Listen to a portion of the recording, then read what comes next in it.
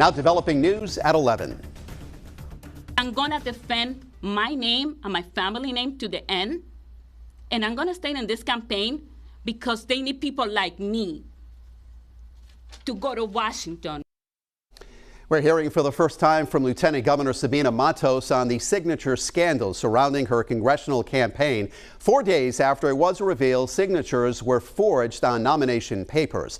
Thank you for joining us on this Friday. I'm Mike Montecalvo. We have live team coverage of the new developments tonight. 12 News reporter Kayla Fish has a reaction from the Attorney General Peter Neronha, and the Board of Elections referred those nomination papers to his office. But first, we start with Amanda Pitts, who was at Sabina Matos' press conference. She joins us now from the Matos campaign headquarters with what this means in this high-stakes congressional race. Amanda?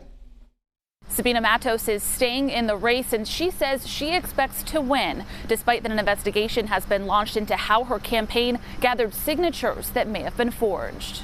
I'm staying in the race. Sabina Matos not bowing out of the contest for the open seat in Rhode Island's 1st congressional district after scandal plagued her campaign this week. No, it is not my signature. When 12 News tracked down people who say their signatures on her nomination papers were forged. This betrayal of trust was in the name of my campaign, and for that I'm deeply sorry that this happened. The lieutenant governor spoke to reporters Friday night at her campaign headquarters in Providence for the first time since the news broke Tuesday. Let's be clear, my campaign is not under investigation. A vendor that my campaign hires under investigation. Her campaign says that vendor that has since been fired is Harmony Solutions, and they were hired and paid hourly to collect signatures. It's run by Holly McLaren, who collected many of the signatures in question, along with another person by the name of Shanna Gallagher. The Matos campaign says they suspect Gallagher also worked under that vendor. These individuals disregarded our campaign's instruction. They betrayed the trust of my campaign and may have broken the law. Matos campaign manager Brexton Isaac says McLaren is a well-known field worker. She previously worked on Governor Dan McKee's re-election campaign. We trust that the vendors that we hire work with integrity and work with honesty. As the situation unfolds, Matos says she is disappointed that her opponents are using this for their own political gain, not naming names, but alluding to fellow Democratic candidate Gabe Amo, who held a press conference on the issue hours earlier. It is clearly a distraction. And that's why today I am asking that the Lieutenant Governor carefully consider the path forward for her campaign.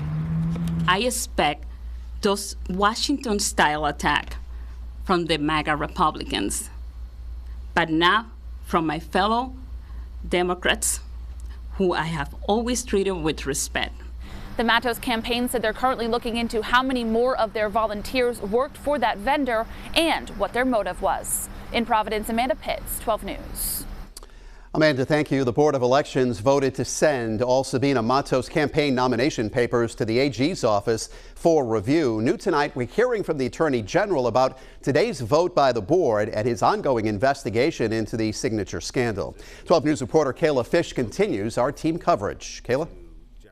A fired-up Attorney General Peter Neronha says it's unlikely his office will do what the Board of Elections has asked them to do, suggesting it's the BOE's job to go through and verify every signature on the nomination papers. He says his office is focused on investigating whether a crime was committed here. We don't do electoral investigations. What we do are criminal investigations. Attorney General Peter Neronha pushing back against the decision by the Rhode Island Board of Elections. Late Friday afternoon, the board voted 5-1 to send all nomination papers for the Sabina Matos campaign to the AG's office for review, asking him to return a report within 30 days. If what they want is to verify every signature, they do that every time they do a mail ballot or a mail ballot application. They have the technology to do it.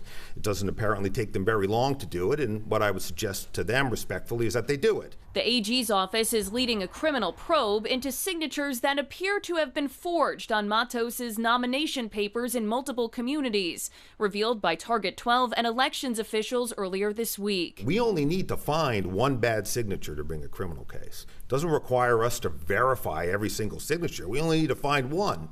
And so what we're doing is just different from what they're asking us to do, and is frankly not within the scope of what I believe this office should be doing. Nerona says his office is focused on investigating the extent of the problem and who's responsible. Who delivered false or forged signatures? Was that conduct, if it happened, limited to that person, or does it go beyond that person? Was the conduct directed by somebody else in the candidate's political organization? Early voting is set to begin in less than a month. Nerona couldn't say whether the investigation will be finished before the primary. And we're going to ask the investigators to do it as fast as we can, but I can't commit to a deadline because I don't know where the investigation is going to take us. The AG said he'll likely meet with the Board of Elections about this matter next week. In studio, I'm Kayla Fish, 12 News.